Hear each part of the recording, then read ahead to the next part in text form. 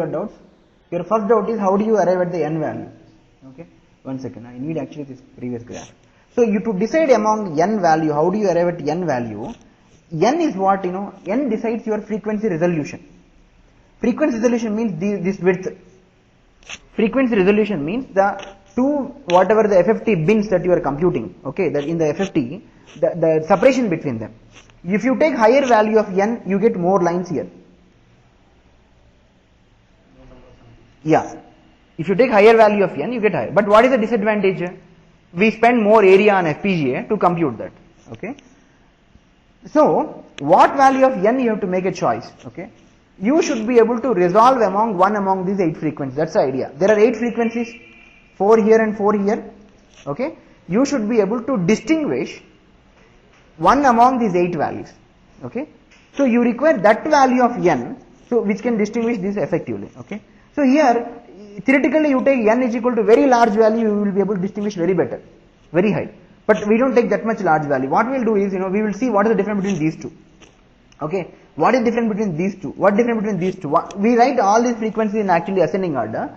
We look at what is the difference between them, and we will take this frequency resolution, the 2 lines difference, at least some 5 times or 6 times better than that one.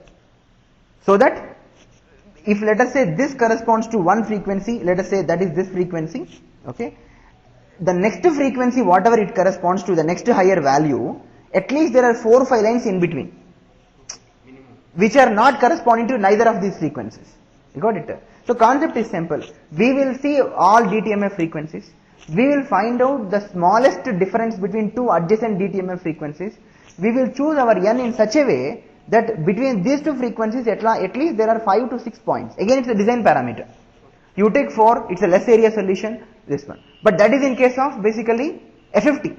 But when it is coming to Gauge-Hill algorithm, there is no problem. You will take higher value of n and you will take such a value of k which is exactly falling into these frequencies. You understand?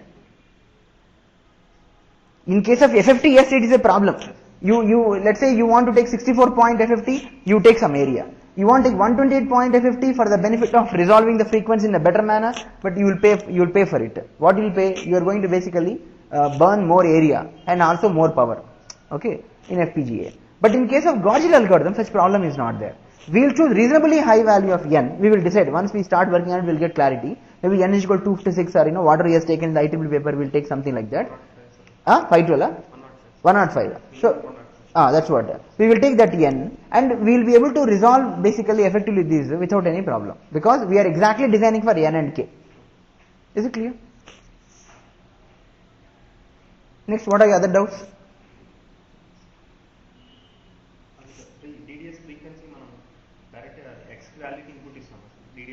Yeah. So if you are talking about actually the test bench for the DDS and Gauge-Hill algorithm as a block, yes, DDS whatever generated, this sine wave sort of thing will be given to the X input of Gauge-Hill algorithm, which is the input of Gauge-Hill algorithm.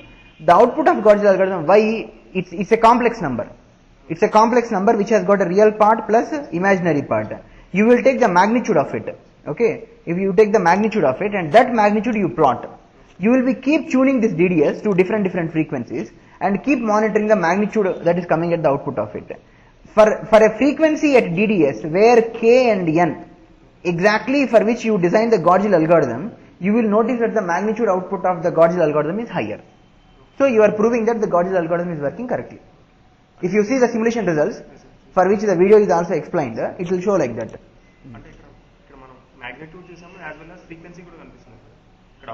Frequency కనిపించదు మీకు, only you will see magnitude.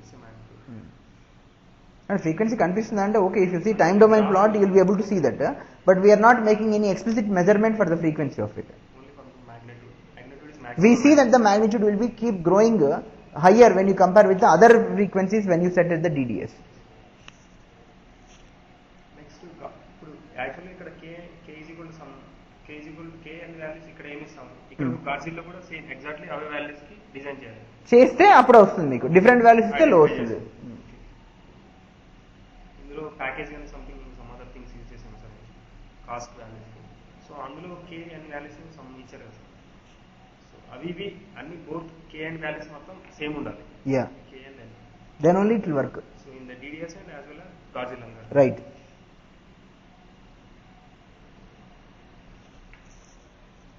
Coding గురించి చెప్తాను sir interaction